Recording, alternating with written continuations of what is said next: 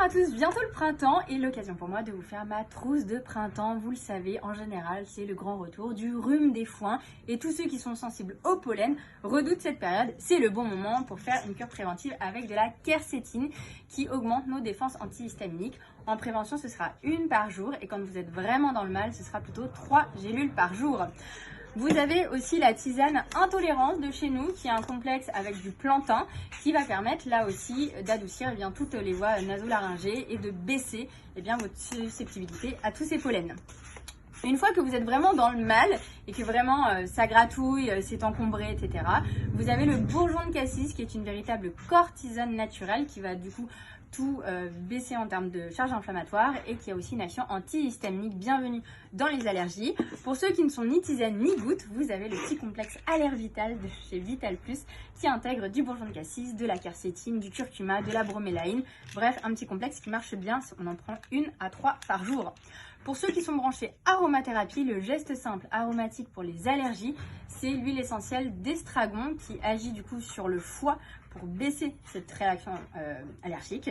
On en prend une petite goutte dans une boulette de mie de pain le matin, le midi et le soir. On fait des cures 5 jours sur 7 et vous verrez que ça du coup abaisse votre sensibilité. En médecine traditionnelle chinoise, le printemps, c'est l'énergie du bois et donc c'est le foie dont il faut prendre soin. Je voulais mettre en avant notre poudre épatante, vous noterez le jeu de mots, à base de chardon-marie, desmodium et chrysanthellum americanum, des plantes qui sont à même de réparer et soutenir le foie pour le printemps. Si vous n'êtes pas poudre, donc la poudre c'est une cuillère à café dans un petit verre d'eau, on touille et on se boit ça le soir avant le dîner. Pour ceux qui préfèrent des gouttes, c'est le bourgeon de romarin qui sera très bien pour cela, 9 gouttes le matin, 9 gouttes le soir, directement en bouche. Et sinon, cette saison, le grand retour de la sève de bouleau. Celle dont je vous parle, elle est plus intéressante que la classique puisqu'elle est lacto-fermentée. Du coup, ça décuple aussi ses propriétés anti-inflammatoires, en plus d'avoir des propriétés drainantes du foie, des reins. Et c'est très revitalisant, la sève de bouleau, un petit verre de 15 centilitres le matin. Et en plus, on peut le garder à température ambiante une fois qu'elle est lacto-fermentée. Donc ça, c'est pratique.